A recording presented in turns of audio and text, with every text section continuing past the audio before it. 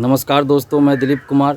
दोस्तों, एक तरफ नीतीश सरकार तो ये कहती है कि भ्रष्टाचार पे उनका जीरो टॉलरेंस है और भ्रष्टाचार को उजागर करने वाले को इनाम भी दिया जाएगा, लेकिन दूसरी तरफ जब हम लोग बिहार के प्रतियोगी परीक्षाओं में धांधली को उजागर करते हैं और पेपर लीक का सबूत भी देते हैं, धांधली का सबूत भी देते हैं, फिर भी उस पर नीतीश सरकार कोई कार्रवाई नहीं करती है। शिक्षा माफियाओं पर कोई कार्रवाई नहीं करती है, पेपर लीक की कोई जांच नहीं करवाती है, धांधली की कोई जांच नहीं करवाती है। उल्टे आंदोलन करने पे हमें जेल भेज दिया जाता है और उसके बाद भी हम लोग जब नहीं डरते हैं तो हमारे फेसबुक ट्विटर अकाउंट को सीज करवा दिया जाता है।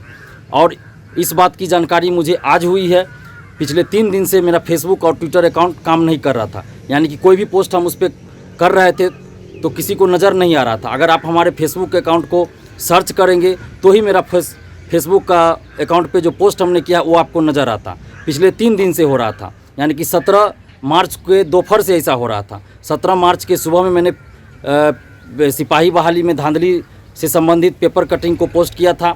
उसके बाद से ही ये प्रॉब्लम हो रहा है कि मैं कोई भी पोस्ट करूं तो किसी को नज़र ही नहीं आता है। हाँ, अगर आप मेरे फेसबुक अकाउंट को सर्च करेंगे तभी मेरा फेसबुक पोस्ट आपको नज़र आएगा। और ये 17 मार्च से हो रहा था। और आज जब मुझे लगा कि क्या गड़बड़ी है, नहीं गड़बड़ी है, तो मैंने जब टेलीग्राम और व्हाट्सएप ग्रुप में इस बात को शेयर किया, अपने फेसबुक अकाउंट का लिंक शेयर किया, तो बहुत से मित्रों ने मुझे फ़ोन करके बताया है कि ऐसा तभी हो सकता है जब या तो फेसबुक हमारे अकाउंट को सीज कर दे, ब्लॉक कर दे कुछ समय के लिए, या फिर गवर्नमेंट की तरफ से ऐसा करवाया जा सकता है। मुझे इस बारे में जानकारी नहीं थी और नहीं अभी है, लेकिन मित्रों ने जैसा बताया, जो इस चीज़ की जानकारी रखते हैं, जिनके पास इस चीज़ के बारे में ज़्यादा नॉलेज है, उन्होंने ही मुझे बताया है कि ये काम गवर्नमेंट के द्वारा करवाया गया है और कुछ समय के लिए हमारे अकाउंट को सीज करवा दिया गया है। यानी कि हम उस पर कोई भी पोस्ट करेंगे तो सार्वजनिक रूप से नज़र नहीं आएगा।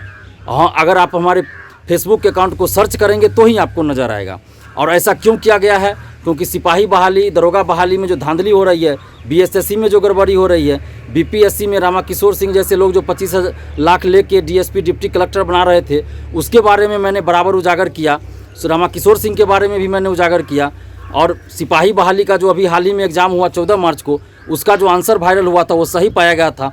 और उस बात को लेके मैंने सोशल साइट पे जो आंदोलन छेड़ रखा था, जो मुहिम छेड़ रखा था, और जिसकी चर्चा यूट्यूब चैनलों पे हुई, अखबारों में छपा, उसके बाद सरकार के द्वारा ये कायराना, घटिया और तानाशाही रवैया अपनाया गया है कि मेरे फेसबुक और ट्विटर अकाउंट को सीज करवा दिया गया है, ताकि लोगों के बीच हमारी बात न जा सके, हम छात्रों से संवाद न कर सके। और आगे फिर जो 21 मार्च को बिहार पुलिस की परीक्षा है दोनों पालियों में, तो उसमें भी पेपर आउट होगा, तो फिर दिलीप कुमार उसको उजागर करेगा, धांधली को उजागर करेगा। तो इस वजह से सरकार ने पहले ही हमारे अकाउंट को सीज करवा दिया है, ताकि हम उस पर कोई पोस्ट भी करें तो किसी को नज़र ही ना आए। और ये कितना कायराना और घटिया हरकत है सरकार की, आप सोच सकते हैं कि एक तरफ तो सीना ठोक ठोक के नीतीश सरकार कहती है कि जीरो टॉलरेंस भ्रष्टाचार पे हमारा है, जीरो टॉलरेंस है, लेकिन दूसरी तरफ जब हम भ्रष्टाचार को उजागर कर रहे हैं तो जांच कराने के बजाय घटिया हरकत करते हुए फेसबुक अकाउंट को सीज करवाया जाता है। खैर, जो भी हो, लेकिन हम तो डरने वाले हैं नहीं, न झुकने वाले हैं, न बिकने वाले हैं।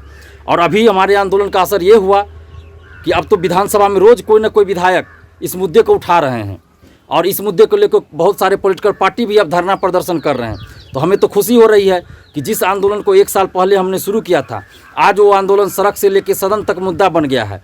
और मुद्दा ही नहीं बना है बल्कि प्रमुख मुद्दा बन गया है। और विधानसभा में रोज़ हम लोगों के मुद्दों से संबंधित चर्चाएँ होती है, सवाल किया जाता है सरकार से।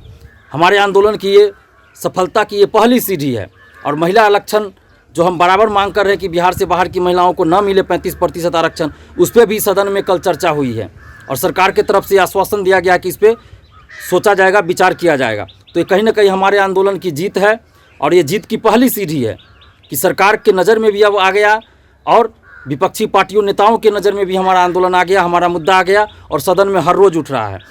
तो हम आप तमाम सभी छात्र छात्राओं से भी अपील कर रहे हैं कि प्लीज़ आप पढ़ाई जारी रखिए, लेकिन छात्र हित से जुड़े मुद्दे को सोशल साइट पे उठाते रहिए। और जब हम भी उठाते तो हमारा सपोर्ट कीजिए, पोस्ट को ज़्यादा से ज़्यादा शेयर कीजिए। धन्यवाद। जय हिंद।